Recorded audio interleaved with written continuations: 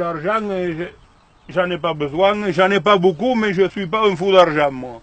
Voilà. Et moi, je suis plus content d'avoir des vaches que des millions. Et on a vécu avec ce qu'on avait. On a toujours dépensé que par rapport à ce qu'on avait. Et aujourd'hui, le monde que nous vivons, c'est pas ça. Ils veulent tout et tout de suite. La maison, la piscine, la bagnole et vas-y. Et après, on dit manque de pouvoir d'achat.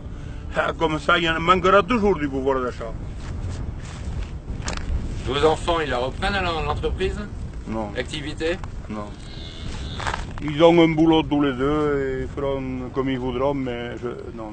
Puis bon, 55 hectares aujourd'hui, c'est trop petit pour vivre. On ne peut pas faire ça, ou alors il faut faire du hors-sol, ou des volailles, mais bon, il faut y être né, il faut aimer ça, il ne faut pas regarder la montre, il y a beaucoup de choses qui jouent. Vous regrettez qu'ils ne reprennent pas quand même? Un peu, des fois, oui, mais bon, je sais pas, c'est... Vous comprenez aussi que c'est difficile? Voilà, c'est difficile, oui. Mais enfin, il faudra quand même toujours des agriculteurs, parce que c'est la terre qui nourrit la France, qui nourrit les hommes. Il ne faut pas l'oublier, ça. Tout vient de la terre. Que ce soit l'entrecôte, le blé pour faire du pain, la vigne pour faire du vin, ça, on ne pourra pas le changer. Soit si on vit avec des piqûres de matière plastique, mais je ne pense pas quand même. Bon, il y a un autre monde aujourd'hui, tous ces écologistes qui parlent du bio. Mais avec le bio demain, on ne peut pas nourrir la France. Ou alors il faut refaire comme nos grands-parents, manger de la viande que tous les 15 jours. Aujourd'hui, il y a combien de bouches dans l'Europe à nourrir? Et pour les nourrir, il faut que la terre et les agriculteurs produisent pour faire à manger. On dit que dans l'avenir, on parle de famine. Je ne sais pas si c'est vrai. Déjà, les prix des céréales ont doublé, c'est qu'il y a quelque chose qui doit se passer. Enfin, je ne sais pas. Parce que pour que ça se vende un produit, il faut qu'il en manque. Quand il y en a trop, c'est...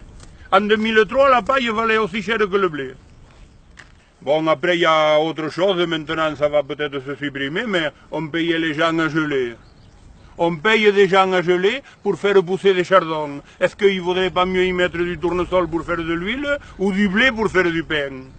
Ça, quand même. Aujourd'hui, il y a encore une loi. Quand on arrête de travailler, si je veux, moi, je peux prendre la retraite, je vends tout, et je mets toute ma terre en herbe, et je touche des sous. Ça, je dis, c'est pas normal, ça. La terre, c'est fait pour produire, pour nourrir l'être humain. Et les animaux, bien sûr, qui servent à nourrir l'être humain.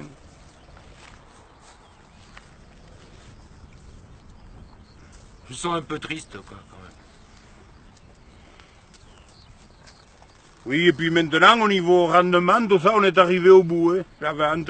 Pourtant qu'il y a de nouveaux produits, des traitements, il y a les conditions climatiques qui s'en mêlent, et là, ça remet tout au niveau. On l'a vu l'an dernier, cette année, je sais pas, mais... Vous sentez qu'il y a un changement climatique? Oui, oui, si on veut, mais enfin, on disait qu'en 1948, il avait fait un temps comme cette année. Alors en 1948, il n'y avait pas les paysans qu'on n'aime pas trop qui ont arraché des... Il n'avait pas fait en 1948 arracher des haies. Et la nature, vous savez, vous passerez 10 ans avec de la sécheresse, 10 ans avec de l'humidité. Et le temps, quand il a la connerie, c'est comme ça. On ne peut rien y faire à ça, heureusement d'ailleurs. Sinon... Maintenant, les gens qui sont en vacances, ils ne sont pas contents. Il fait froid. Ils ne peuvent pas se mettre un maillot de bain.